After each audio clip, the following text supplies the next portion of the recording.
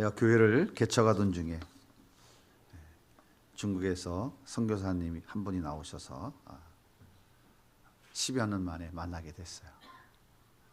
하나님께서 중국 선교를 할 때 어떻게 일하셨는지 참 흥미진진한 이야기들을 나누면서 참 은혜로운 교제의 시간을 가졌어요.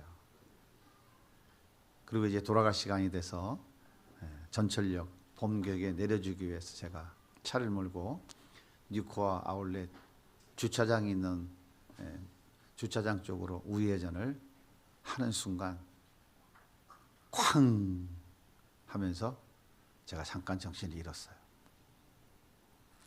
얼마나 강하게 와서 SUV 차가 와서 운전석 쪽을 들이받았는데 충격이 얼마나 컸는지 제가 잠깐 정신을 잃었습니다.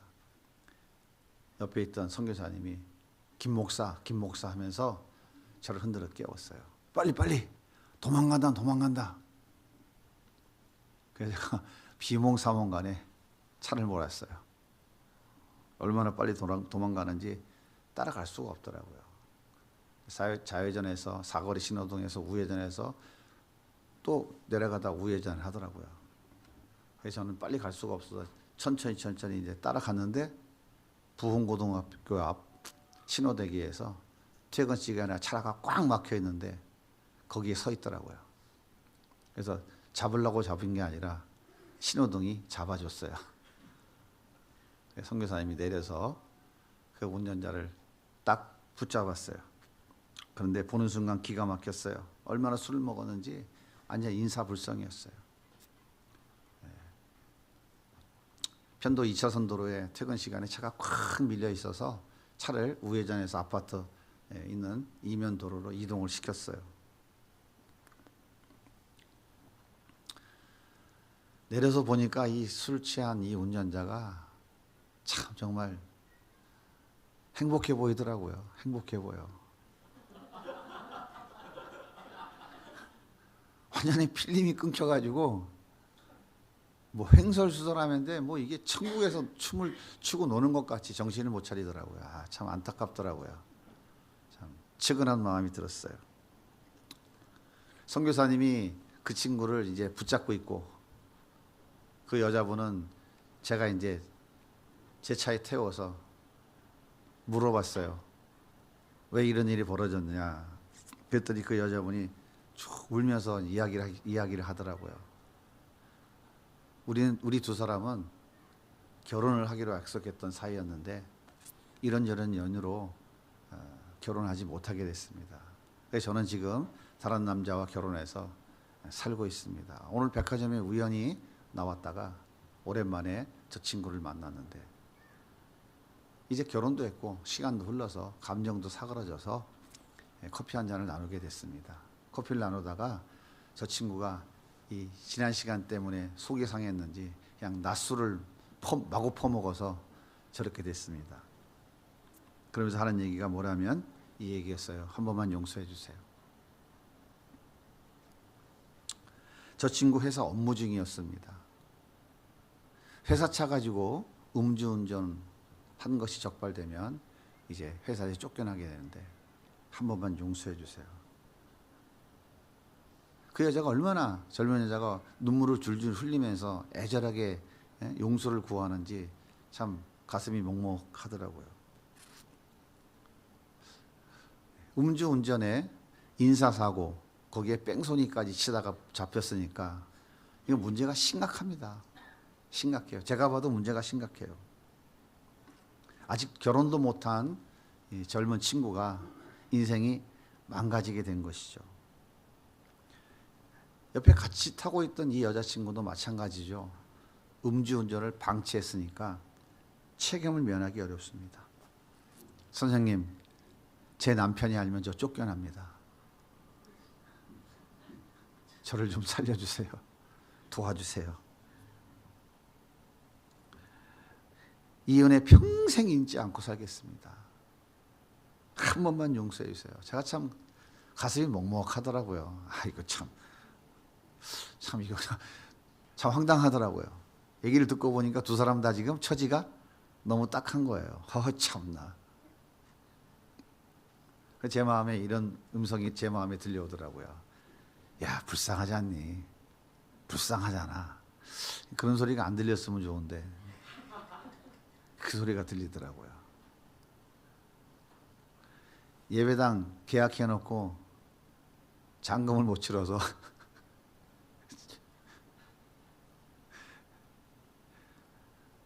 공사도 못하고 있는데 이게 돈 좀 되는 일인데 제 마음에 불쌍하잖아, 불쌍하잖아. 그런 음성이 들리더라고요. 그때 마침 사이렌을 쫙 울리며 지나가던 경찰차가 전화가 왔어요. 어떻게 선생님, 어떻게 됐습니까? 뺑소니 진짜 잡았어요? 어떻게 됐어요? 그래 제가 예, 잡았는데요. 별거 아니라서 보냈습니다. 그렇게 전화를 끊고는 그 여자분에게 그랬어요. 당신이 운전해서 빨리 가세요. 이 여자가 눈물을 뚝뚝 흘리면서 감사합니다. 평생 이 은혜를 잊지 않겠습니다. 저 친구 술 깨면 반드시 찾아뵙고 인사드리겠습니다. 그리고 전화번호도 적어줬어요.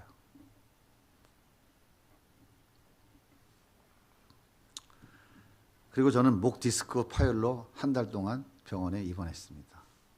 고생 좀 했어요. 고생 조금 했어요. 대학병원 3군데 갔더니 당장 수술해야 된다고 하더라고요. 퇴원하고도 고생 좀 했어요. 자, 제가 이 대목에서 여러분에게 질문 한 가지 드리겠습니다.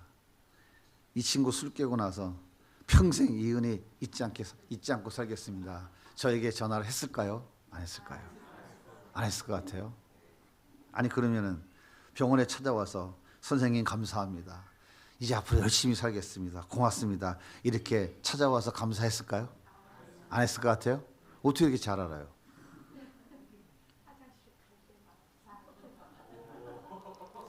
아, 그렇죠. 예. 뒷강 갈 때하고 올 때가 좀 다르죠. 이 두 친구는 감사를 잃어버렸어요. 오늘 본문에 보면 예수님께서 예루살렘으로 올라가시는데 10명의 나병 환자가 소리를 높여 예수님을 불렀어요. 오늘 말씀 12절입니다. 한 마을에 들어가니 나병 환자 10명이 예수를 만나 멀리 서서 소리를 높여 이르되 예수 선생님이여 우리를 불쌍히 여기소서 하거늘. 소리 높여 불렀다고 하는 것은 저 예수 선생님, 저 나병 환자거든요. 어떻게 좀 부탁드려도 될까요?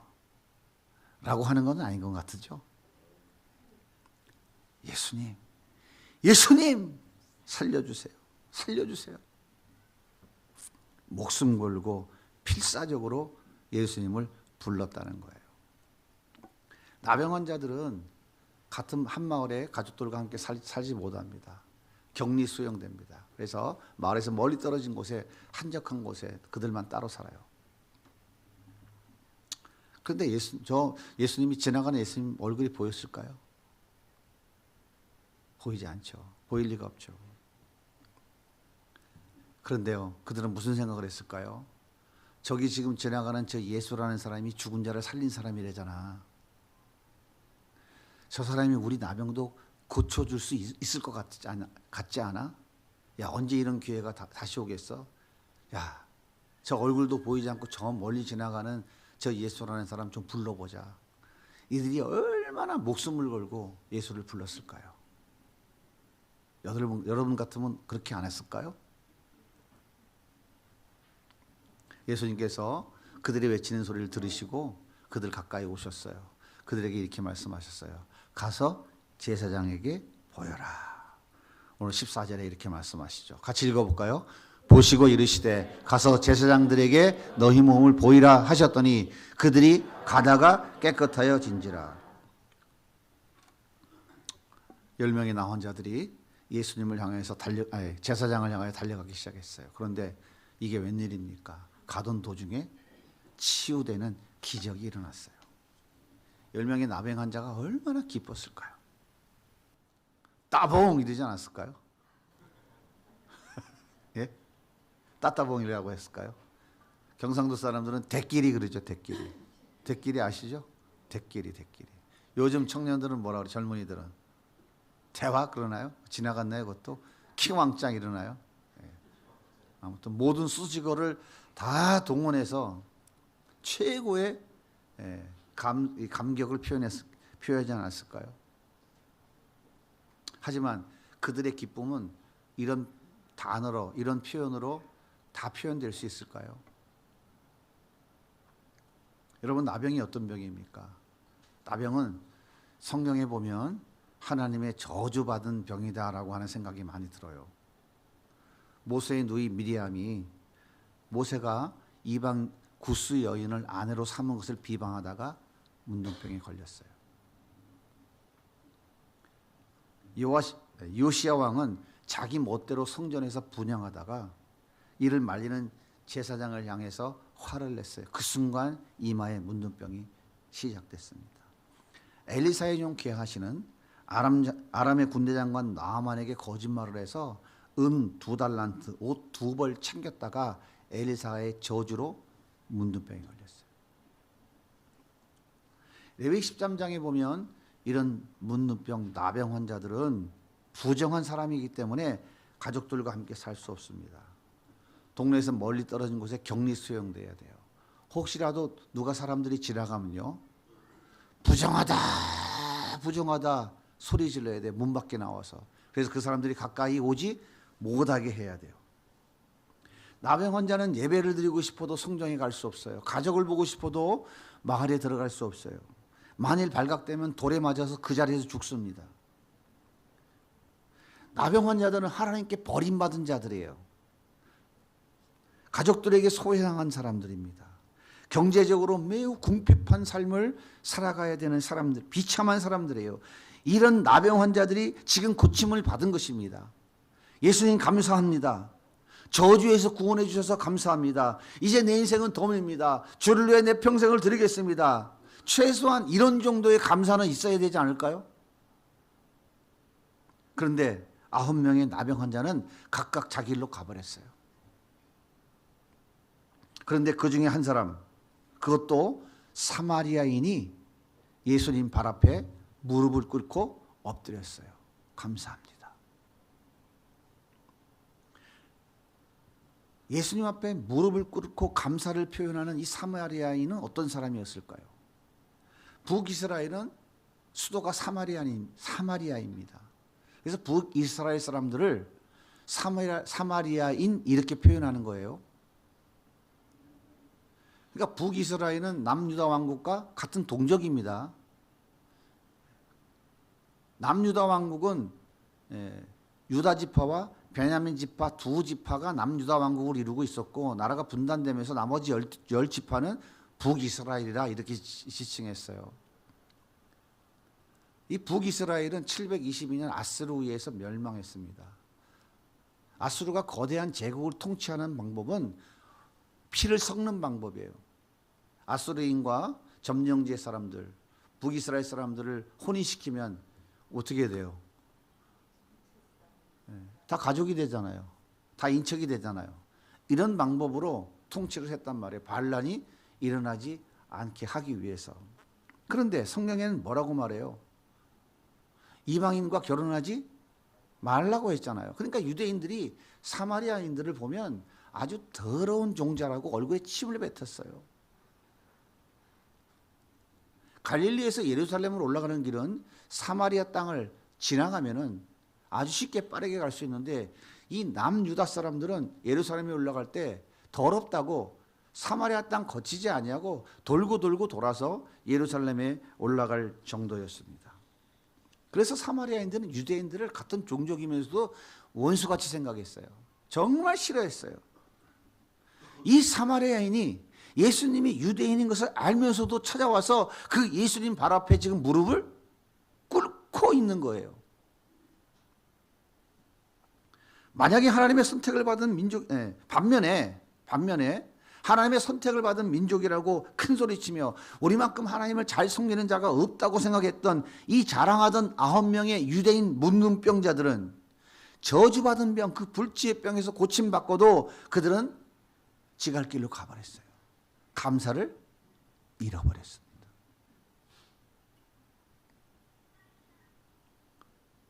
예수님께서 발밑에 무릎을 꿇은 이 사마리아인에게 이렇게 말씀하세요. 오늘 말씀 18절에 이방인 외에는 하나님께 영광을 돌려온 자가 없느냐 하시고 그에게 이르시되 일어나라 가라 일어나 가라 내 믿음이 너를 구원하였느니라. 아니 그냥 감사를 표현했을 뿐인데 내 믿음이 너를 구원했다고 예수님이 이렇게 지금 선언하고 계시는 거예요. 도대체 무슨 이유일까요? 이게 무슨 얘기예요? 잘 생각해 보세요. 감사를 했는데 무릎 꿇고 감사를 했는데 내 믿음이 너를 구원했다 이렇게 말씀하고 있는 거예요. 누가 하시는 말씀이에요? 예수님이 하시는 말씀이죠. 여러분이 예수님이라고 생각해 보세요. 왜 이렇게 말씀할 것 같아요? 여러분 예수님이라면 왜 이렇게 이야기할 것 같아요?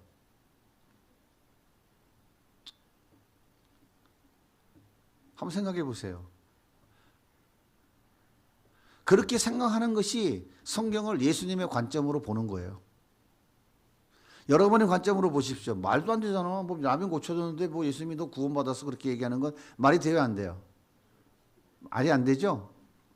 그죠? 여러분이 예수님의 관점으로 이 본문을 보시라고요. 그럼 예수님께서 왜 그렇게 이야기했을 것이라고 설명할 거 아니겠어요? 예수님 마음을 읽지 않겠어요? 우리 청년들 요즘 큐티 열심히 하죠? 예? 열심히 해요 안 해요? 바자야 한다고 또 안 하더만 잘. 예, 제가 용서해 드릴게요. 예, 열심히 하세요 또 내일부터. 예. 스스로 얘기하세요. 하루라도 말씀 묵상을 안 하면 점점점.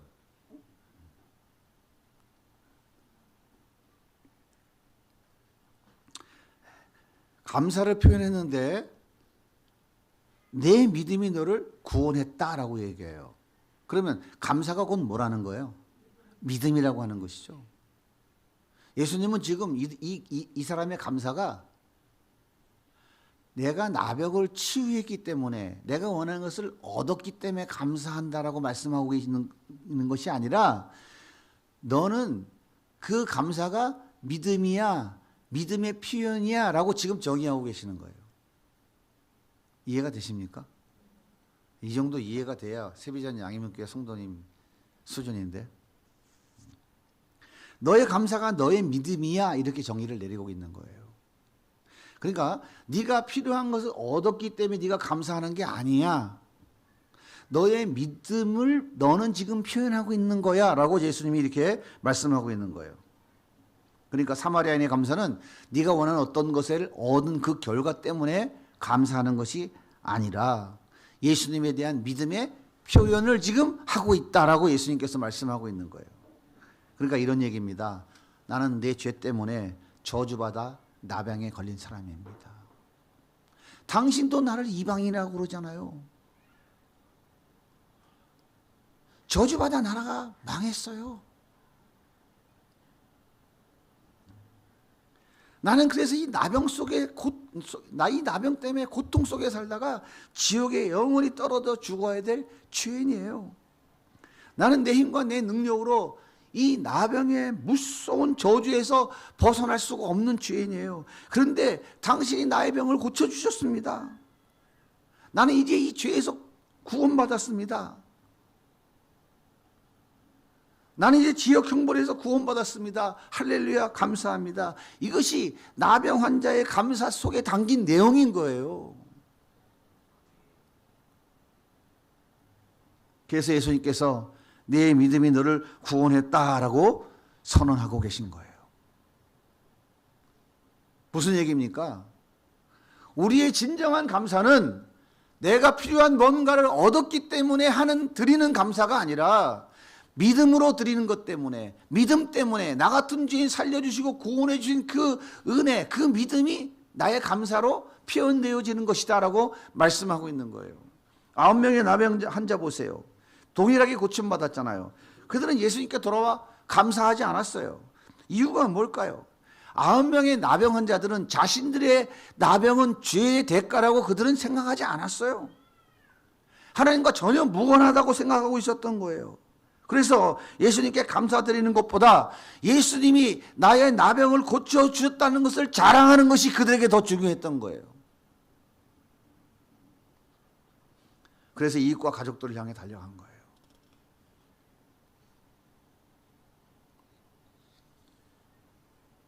저는 간증을 별로 잘 좋아하지 않습니다. 저도 잘 안 해요. 이제 조금 하려고 그래요.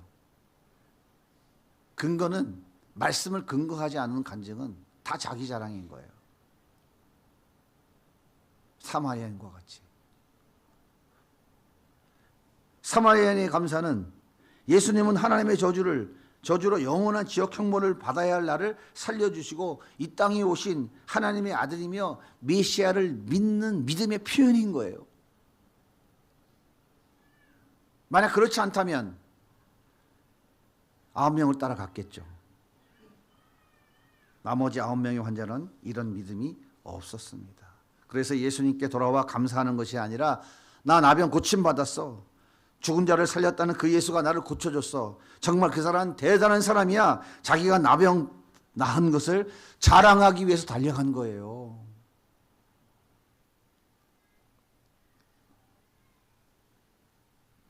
감사는 곧 믿음인 거예요. 다시 말해서 감사는 믿음을 표현하는 수단입니다. 영혼의 나병에 걸린 나를 살려주신 주님, 영원한 저주에서 건져주신 주님, 내 힘과 내 능력으로 내 죄를 해결할 수 없는 나를 위해 십자가에 대신 죽어주신 주님, 이 예수를 믿는 믿음을 표현하는 수단이 감사인 거예요.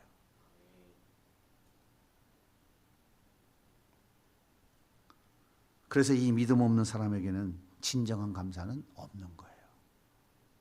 이런 감사는 있어요. 체면치레의 감사, 자존심의 감사, 눈치의 감사, 어쩔 수 없는 감사, 이런 건 가능해요. 또 이런 거 가능해요. 내가 감사했으니까 하나님이 뭔가 내가 원하는 것보다 30배, 60배, 100배, 10,000배로 채워주시겠지. 그런 거는 가능해요. 하지만 하나님이 기뻐하시는 사마리아인과 같은 진정한 감사는 드릴 수 없어요. 그래서 그런 감사는 감사가 아니라 답례품이라고 그러는 거예요. 이렇게 믿음으로 드리는 감사의 표현이 하나님의 영광을 드러내는 것이라고 예수님께서 말씀하고 있어요. 자, 오늘 말씀 18절입니다. 같이 한번 읽어볼까요? 시작. 이 이방인 외에는 하나님께 영광을 돌리러 돌아간 자가 없느냐. 이 이방인 누굽니까? 치유받은 사마리아인 나병 환자죠. 이 치유받은 사마리아인이 예수님께 찾아와 한 것이 뭐예요? 무릎 꿇고 감사한 거죠. 예수님께서 감사를 지금 뭐라고 얘기하는 거예요? 하나님께 영광을 돌리는 거라고 말씀하고 있는 거죠. 예수님이 나의 저주받는 나병을 건져주셨습니다. 나를 지옥 형벌에서 건져주셨습니다. 나 같은 죄인 살려주셨습니다. 여러분도 이 사실을 믿으십니까? 진짜 믿으세요? 그렇다면 예수님 발 앞에 엎드려 감사드립니까? 마음과 뜻과 정성을 다해서 영혼의 나병 고쳐주신 주님께 감사드립니까? 그것이 진정한 감사라면 그 감사의 표현이 하나님께 영광을 올려드리는 거라고 예수님께서 말씀하고 있는 거예요. 그러니까 하나님께 영광 올려드리는 것은 믿음 없이는 될 수 없다는 것이죠. 우리의 감사는 믿음의 표현인 거예요. 그 믿음의 표현이 하나님을 영화롭게 하는 것이다 라고 하는 거예요. 사랑하는 여러분, 우리는 누구일까요? 한번 생각해 보세요. 감사를 잃어버린 9명의 나병 환자일까요? 아니면 예수님 발 앞에 엎드려 감사하는 사마리아인일까요? 예수님이 내 나병을 고쳐주셨습니다. 할렐루야, 할렐루야, 감사합니다, 감사합니다. 그렇게 그 예수님을 자랑하고 있는 사람일까요? 아니면 그 예수님 발 앞에 무릎을 꿇고 민족적 자존심 버리고 나의 자존감도 다 버리고 체면도 다 버리고 침뱉은 그 유대인 중에 한 사람인 그 예수 앞에 발에 무릎을 꿇고 머리를 조아리며 감사합니다 라고 표현하는 이 사마리아인일까요?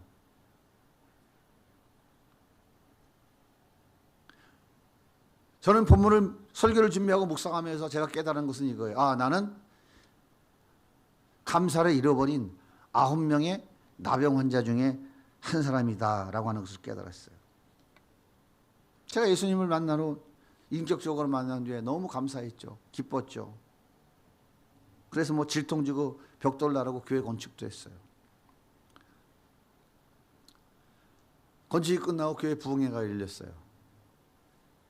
성도님들이 감사한 건물 막 드리는데 막 저도 그 어린 나이에 부럽더라고요. 아우, 감사한 건 막 드리네. 나도 헌금 좀 드리고 싶은데. 근데 그날따라 제 주머니에 돈이 있었어요. 종이 한 장. 5,000원짜리. 5,000원 그때 큰 돈이었어요. 네. 근데 이 돈이 내 주머니에 왜 있었는지 난 모르겠어요. 기억이 안 나. 지금도 왜 원인을 모르겠어요. 아무튼 그런 돈이 있어 본 적이 없었는데 그 큰 돈이 제 주머니에 있었어요. 아이, 목사님 5,000원이 뭐가 그렇게 큰 돈이에요. 감이 안 오시죠? 그때 호떡 한 게 얼마인지 아세요? 호떡 10원. 10원. 비싸면 20원. 5,000원이면 호떡 몇 개예요? 500개? 큰 돈이라고요. 네? 얼마나 갈등이 심했겠어요. 헌금을 드리고 싶은 마음이 막 속에서 올라오는데 너무 감사해서. 네? 주머니에 손은 들어갔는데 이게 나오질 않는 거야. 우와, 갈등이 무지 생기는 거야. 근데 헌금 주머니가 휙 지나가 버렸어. 근데 손이 안 나오는 거야. 큰일 났네. 이거 어떡하지? 목사님이 이제 헌금 기도가 막 시작된 거야. 와, 이거 어떡하지? 그 순간 제가 벌떡 일어났어요. 제가 성가대석에 앉아 있었기 때문에 벌떡 일어나서 요 밑에 아래 강대상 그 헌금 주머니 거기다 놓고 헌금위원회 들어가고 제가 살짝 가서 거기다 슬쩍 헌금 주머니에 돈을 집어넣었어요. 그리고 돌아오는데 와, 숙제한 것 같은 막 너무 기쁨이 가슴에서 밀려오더라. 아유, 숙제했네. 아유, 할렐루야, 감사하다. 그런데 얼마 지나지 않아서 제가 머리 빡빡 믿고 교회를 떠났다니까요. 감사가 원망, 불평으로 바뀌어버렸고요. 그 순간 제 믿음도 동시에 사라지고 말았어요. 하나님이 있다면 이건 말도 안 돼요. 돈 많은 사람이 교회에서 대우받는다면 나도 돈 많이 벌어서 다시 교회에 돌아와야지. 감사를 잃어버린 순간 믿음도 동시에 다 잃어버리고 말았어요. 나 같은 죄인 살려준 주님의 은혜가 너무 감사해서 아골골짝 빈들이라도 복음 들고 가겠습니다. 고백했던 그 믿음의 고백은 흔적도 없이 다 사라져버렸어요. 여러분은 어떻습니까? 나 같은 죄인 살려주신 주님의 그 은혜에 감사하십니까? 아니면 여전히 주어진 결과 때문에 감사하십니까? 손영원 목사님은 여수 애형원에서 나병 환자들과 함께 평생을 사셨잖아요. 그들이 아파하니까 입으로 피고름을 빨아내면서 치료해 줬어요. 얼마나 기가 막힙니까? 1948년 여수 반란 사건이 일어났을 때 여수에서 공부하던 두 아들 동인이와 동신이가 좌익 폭도에 총에 맞아 죽었잖아요. 얼마나 기가 막힌 일이 벌어졌습니까? 손영원 목사님은 두 아들의 천국 환송식을 애향원 마당에서 진행했어요. 그때 이 손영원 목사님이 하나님께 드린 9가지 감사의 기도가 있었습니다. 자, 우리 같이 한번 읽어볼까요? 자막을 좀 띄워줘 보세요. 시작. 나 같은 죄인의 혈통에서 순교의 자식이 나게 하셨으니 감사합니다. 이 허다한 많은 성도 중에서 이런 보배를 주셨으니 감사합니다. 삼남 삼녀 중에서 가장 귀여운 맏아들과 둘째 아들을 바치게 하시니 감사합니다. 한 아들의 순교도 귀하거늘 하물며 두 아들이 순교했으니 감사합니다. 예수 믿고 제명에 평안히 죽어도 복이라 했는데 전도하다 총살 순교했으니 더욱 감사합니다. 미국 가려고 준비하던 아들이 미국보다 더 좋은 천국 갔으니 내 마음 안심되어 감사합니다. 내 아들을 죽인 원수를 회개시켜 아들 삼고자 하는 사랑의 마음을 주신 하나님께 감사합니다. 내 아들의 순교의 열매로서 무수한 천국의 열매가 생길 것을 믿으면서 감사합니다. 역경 속에서도 하나님의 사랑을 깨닫고 이길 수 있는 믿음 주신 하나님께 감사합니다. 여러분, 아들 둘 죽었는데 이게 가능합니까? 이런 감사가 나와요? 우리 인간적으로 솔직히 한번 얘기해 보자고요. 이 감사가 되겠어요? 정신이 나갔습니까? 이 송은영 목사님은? 아니 뭐 특별한 사람이라 그런가요? 어떻게 이런 감사가 가능했을까요? 이것이 바로 믿음에서 시작된 감사인 거예요.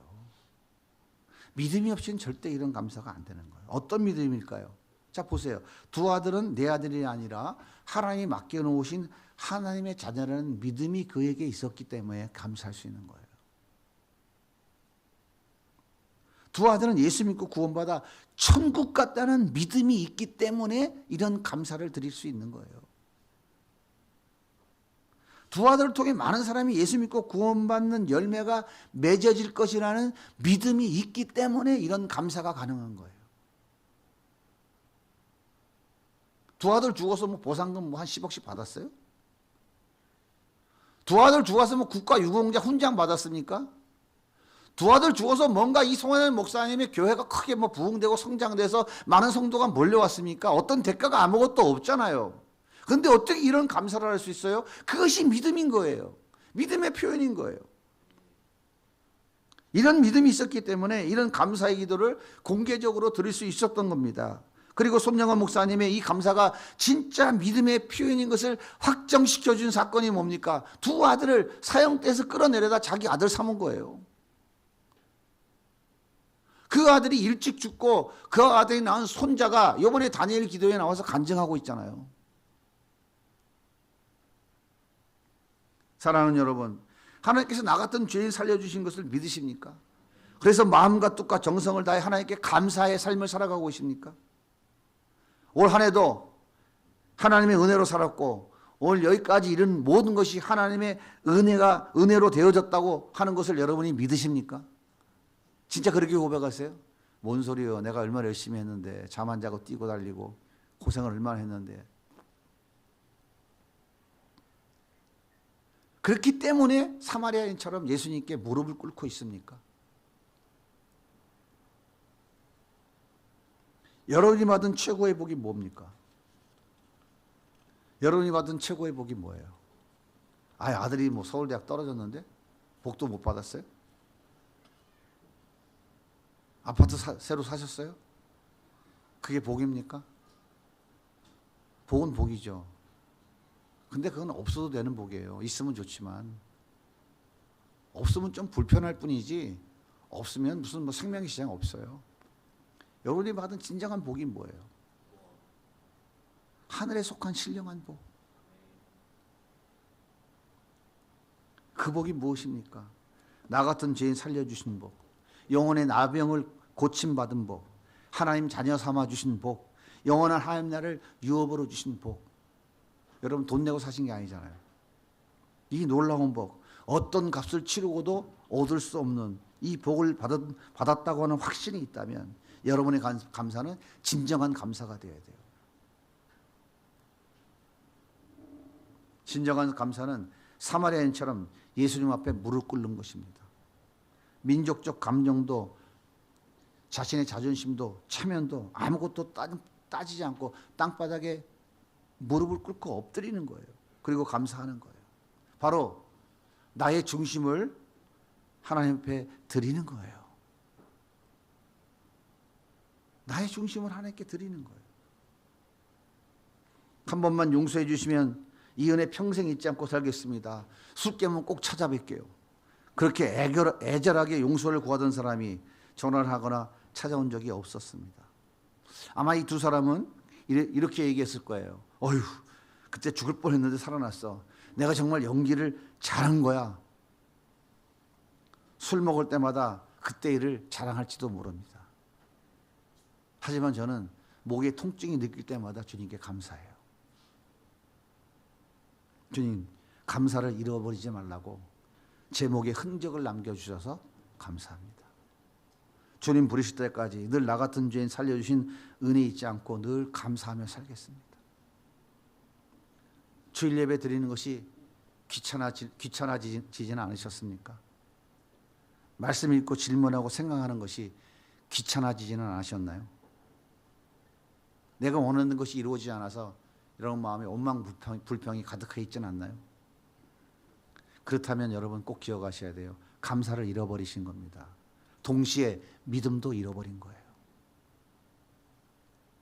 믿음이 있는 사람은 평안해 봐요. 불평, 불망, 원망, 두려움이 가득한 사람은 그 안에 예수가 없는 거예요. 믿음이 없는 거다 그 말이에요. 믿음은, 감사는 믿음의 표현입니다. 믿음 없이는 불가능해요. 감사를 잃어버리면 자기 자랑만 드러나요. 자기 자랑이 드러나면 예수님의 십자가 은혜가 다 사라집니다. 예수님이 보이지 않아요. 수수감사주일입니다. 한 주간 동안, 한 해 동안 살아온 삶이 진정한 하나님의 은혜로 여러분들이 살아왔다는 것이 믿어지고 고백되어진다면 여러분은 마음과 중심이, 내 삶이 하나님께 온전히 드려지는 사마리아 여인과 같은 무릎 꿇는 그런 감사가 있어야 돼요. 봉투에 내가 돈 얼마 집어넣어서 감사헌금 드렸으니까 나의 감사는 다 끝난 것이다? 아니에요. 하나님은 그 봉투에 드는 얼마를 보시고 이 사람이 정말 믿음이 있는 사람이구나, 그 믿음을 표현하는구나, 그렇게 말씀하지 않으세요. 그러면 돈 없는 가난한 사람들이 한 푼, 두 푼 넘는, 저 어린이에게 드리는, 어린 아기들이 담는 뭐 몇백 원, 100원짜리, 1000원짜리 하나, 하나님 그거 안 받으시죠? 그거 보시고 우습게 여기실 거 아니에요? 그렇지 않아요. 하나님 그런 것과 상관이 없어요. 진정한 감사는 우리의 믿음을 표현하는 거예요. 나 같은 죄인 살려주신 하나님의 은혜를 표현하는 거예요. 그래서 무릎을 꿇는 거예요. 엎드리는 거예요. 낮아지고 겸손한 거예요. 내 고개를 들지 않는 거예요. 이것이 감사예요. 진정한 감사가 여러분의 삶에 늘 충만하시기를 예수님의 이름으로 소원합니다.